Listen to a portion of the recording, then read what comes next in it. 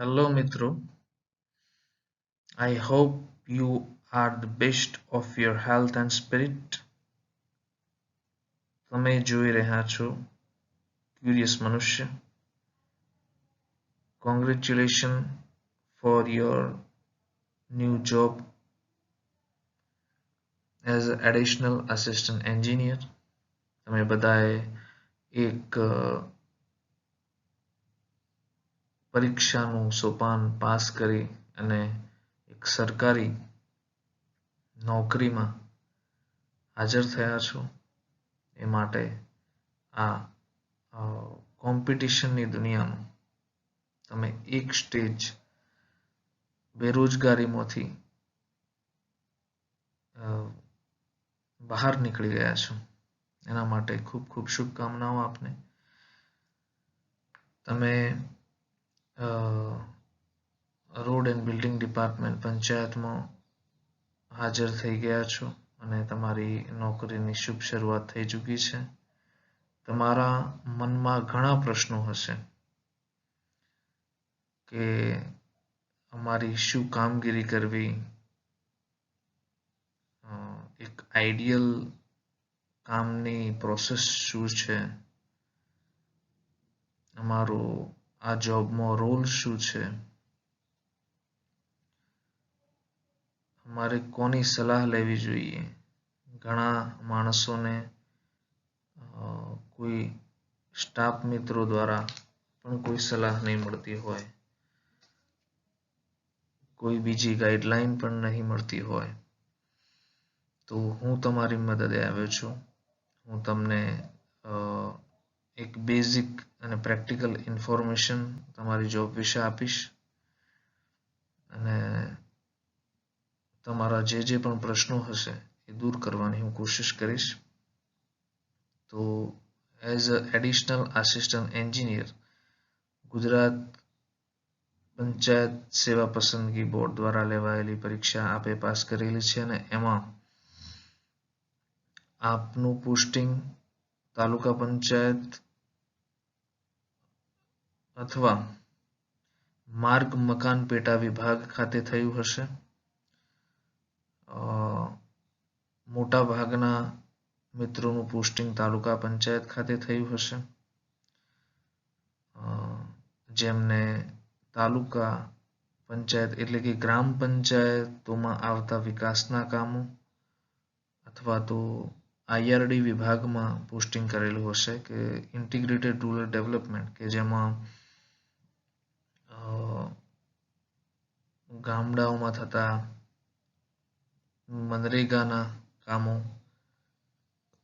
મકાન સહાય દ્વારા મળતા કામો જોવાના રહે છે. તો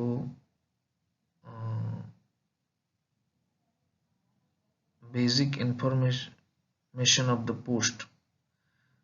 તો આ પોસ્ટ એ તાલુકા પંચાયત ખાતે એક ટેકનિકલ અથવા વિકાસની પોસ્ટ ગણી શકાય કે આખા તાલુકામાં ગ્રામ કક્ષાએ થતા કામોમાં બાંધકામ ક્ષેત્રે તમે એકલા જ છો. તમારે જ બધી જ ગ્રામ પંચાયતો ખાતે જે કામ થતા હશે તાલુકા પંચાયત હેઠળ એટલે કે તાલુકા વિકાસ અધિકારી દ્વારા જે કામોનું અમલીકરણ કરવાનું હશે એ તમારે જોવાનું રહેશે.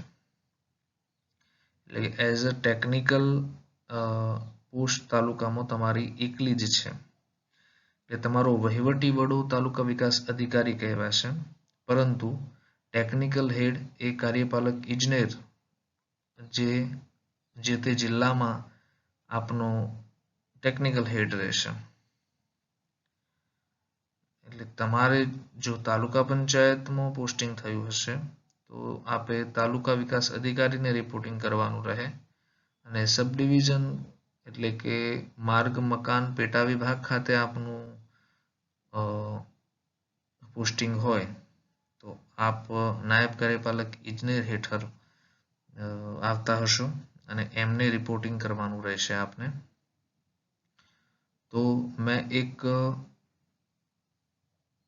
પીપીટી તૈયાર કર્યું છે. એ ઉપરથી બધા જ ટોપિકની આપણે સમજણ લઈશું ધીમે ધીમે. તો એ માટે મેં એક બેઝિક ટોપિકો તૈયાર કરેલા છે. એમાં એક basic information of the post છે. બીજું ગ્રામ પંચાયત, તાલુકા પંચાયત અને જિલ્લા પંચાયતનું સ્ટ્રક્ચર સમજાવીશું. ત્રીજામાં કેટલી યોજનાઓ હેઠળ આપે કામ કરવાનું રહે છે એ સમજાવવામાં આવશે. પછી મેઝરમેન્ટ બુક નો ઉપયોગ શું છે અને એમાં કેવી રીતે અને કોણ નોંધ કરી શકે અને કોને કેટલા પાવર્સ છે એના વિશે જણાવવામાં આવશે. પછી ટેકનિકલ વર્ક શું અને કેવી રીતે કરી શકાય એના વિશે માહિતી આપવામાં આવશે. તાલુકા પંચાયત અને સબ ડિવિઝન વચ્ચેનો ડિફરન્સ શું છે અને કેવા પ્રકારના કામો આવે અને કેવી રીતે કામો કરવા એના વિશે માહિતી આપવામાં આવશે. જિલ્લા આયોજન ઓફિસ એટલે કે જિલ્લા આયોજન કચેરી દ્વારા કેટલા કામો અને કેવી રીતે કામો કરવામાં આવે છે એના વિશેની માહિતી આપવામાં આવશે. SOR કે જે શેડ્યુલ ઓફ રેટ છે એના વિશે માહિતી આપવામાં આવશે. પછી આપની જે મુખ્ય કામગીરી છે એના વિશે જણાવવામાં આવશે. જેમ કે એસ્ટિમેટ બનાવવા, એમાં એસ્ટિમેટમાં અલગ અલગ એસ્ટિમેટો મેં બાયફર્કેશન કરેલું છે એના વિશે જણાવીશ. જેમ કે ઇઝી એટલે કે paver block, concrete road, pipeline, ગટર લાઇન એવા બધા એસ્ટિમેટોની માહિતી આપીશું.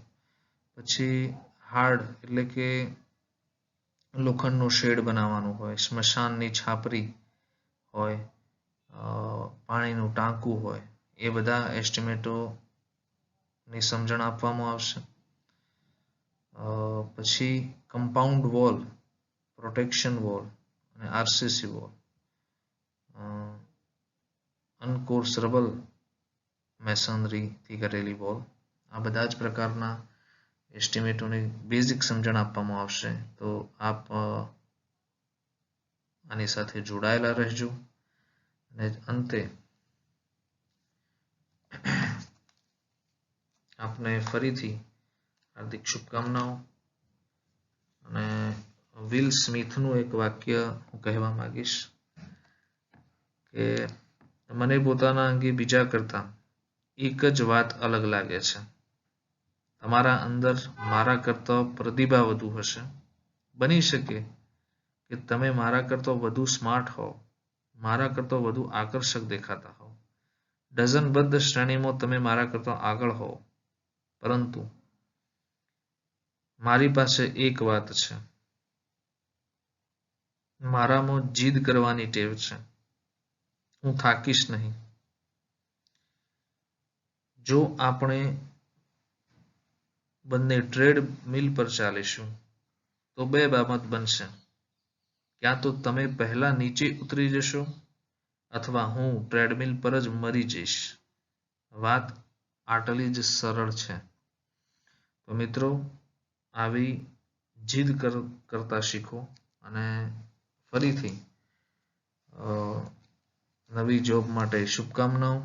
અને ફરીથી આપના માર્ગદર્શન માટે મળીશું. ત્યાં સુધી જય હિન્દ, જય ભારત.